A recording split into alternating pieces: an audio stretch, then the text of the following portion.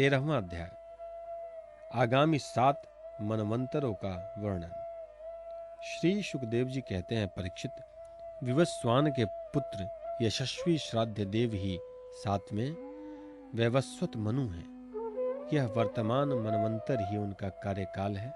उनकी संतान का वर्णन मैं करता हूं। वैवस्वत मनु के 10 पुत्र हैं। इक्ष्वाकु, नभग, धृष्ट, शर्याति, निरिश्यंत, नाभाग, दृष्ट, करुष, प्रेषद्र और वसुमान। परीक्षित, इन मनमंत्र में आदित्य, वसु, रुद्र, विश्वदेव, मरुदगण, अश्विनी कुमार और ऋभु ये देवताओं के प्रधान गण हैं और पुरंदर इनका इंद्र है। कश्यप, अत्रि, वशिष्ठ, विश्वामित्र, गौतम, जमदग्नि और भरद्वाज ये सप्तर्षि हैं। इन मनवंतर में भी कश्यप की पत्नी अदिति के गर्भ से आदित्यों के छोटे भाई वामन के रूप में भगवान विष्णु ने अवतार ग्रहण किया था। परीक्षित, इस प्रकार मैंने संक्षेप में तुम्हें 7 मनवंतरों का वर्णन सुनाया। अब भगवान की शक्ति से युक्त अगले आने वाले 7 मनवंतरों का वर्णन करता हूं। परीक्षित, यह तो मैंने तुम्हें पहले 6ठे स्कंद में बता चुका हूं कि विवस्वान भगवान सूर्य की 2 पत्नियां थीं, संज्ञा और छाया। ये दोनों ही विश्वकर्मा की पुत्री थी। कुछ लोग ऐसा कहते हैं कि उनकी एक तीसरी पत्नी बड़वा भी थी। मेरे विचार से तो संज्ञा का ही नाम बड़वा हो गया था। उस सूर्य पत्नियों में संज्ञा से 3 संतानें हुई, यम, यमी और श्राद्धदेव। छाया के भी 3 संतानें हुई, सावर्णी, शनैश्चर और तपति नाम की कन्या, जो सनवर्ण की पत्नी हुई। जब संज्ञा ने वडवा का रूप धारण कर लिया, तब उससे दोनों अश्विन कुमार हुए। 8वें मनवंतर में सावर्णी मनु होंगे। उनके पुत्र होंगे निर्मोक, विरजस्क आदि। परीक्षित, इस समय सुतपा, विरजा और अमृत प्रभ नामक देवगण होंगे। इन देवताओं के इंद्र होंगे विरोचन के पुत्र बलि।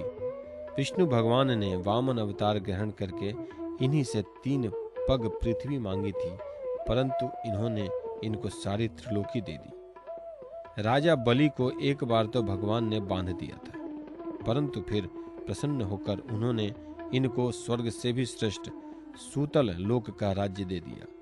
वे इस समय वहीं इंद्र के समान विराजमान हैं। आगे चलकर यही इंद्र होंगे और समस्त ऐश्वर्य से परिपूर्ण इंद्र का पद का भी परित्याग करके परम सिद्धि प्राप्त करेंगे। गालव, दीप्तिमान, परशुराम, अश्वस्थामा, कृपाचार्य, ऋषय श्रृंग और हमारे पिता भगवान व्यास ये 8वें मनवंतर में सप्तर्षि होंगे। इस समय ये लोग योग बल से अपने अपने आश्रम मंडल में स्थित हैं। देवगुह्य की पत्नी सरस्वती के गर्भ से सार्वभौम नामक भगवान का अवतार होगा। यही प्रभु पुरंदर इंद्र के स्वर्ग का राज्य छीनकर राजा बलि को दे देंगे। परीक्षित, वरुण के पुत्र दक्ष सावर्णी नवे मनु होंगे। भूत केतु, दीप्त केतु आदि उनके पुत्र होंगे। पार, मरीचिगर्भ आदि देवताओं के गण होंगे और अद्भुत नाम के इंद्र होंगे। उस मनवंतर में धुत्तिमान आदि सप्तर्षि होंगे।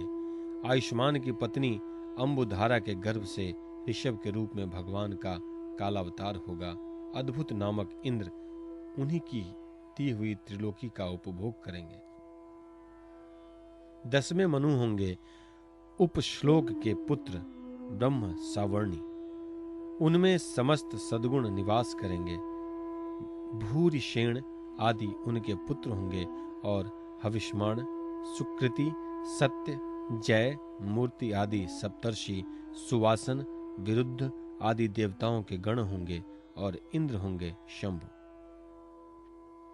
विश्वसृज की पत्नी विशुचि के गर्भ से भगवान विश्वक्सेन के रूप में अंशावतार ग्रहण करके शंभु नामक इंद्र से मित्रता करेंगे। 11वें मनु होंगे अत्यंत संयमी धर्म सावर्णी, उनके सत्य धर्म आदि 10 पुत्र होंगे। विहंगम, कामगम, निर्वाणरुच आदि देवताओं के गण होंगे। अरुणादि सप्तर्षि होंगे और वैधृत नाम के इंद्र होंगे। आर्यक की पत्नी वैधृता के गर्भ से धर्म सेतु के रूप में भगवान का अंशावतार होगा और उसी रूप में वे त्रिलोकी की रक्षा करेंगे। परीक्षित, 12वें मनु होंगे रुद्र सावर्णी, उनके देववान, उपदेव और देवश्रेष्ठ आदि पुत्र होंगे। उन मनवंतर में ऋतधामा नामक इंद्र होंगे और हरित आदि देवगण। तपोभूमि तपस्वी अग्निध्रक आदि सप्तर्षि होंगे।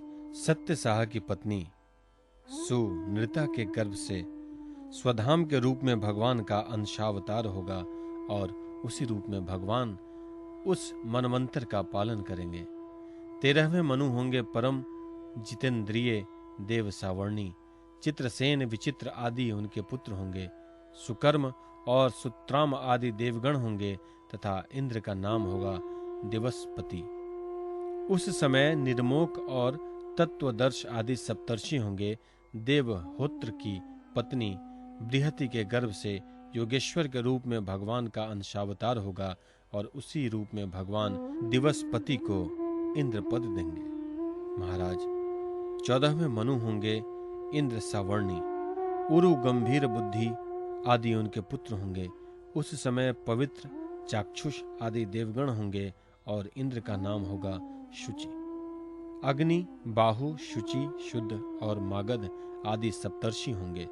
उस समय सत्रायण की पत्नी विताना के गर्भ से बृहम भादानु के रूप में भगवान अवतार ग्रहण करेंगे तथा कर्मकांड का विस्तार करेंगे। परीक्षित, ये 14 मनवंतर भूत, वर्तमान और भविष्य तीनों ही काल में चलते रहते हैं। इन्हीं के द्वारा 1 सहस्त्र चतुर्युगी वाले कल्प के समय की गणना की जाती है।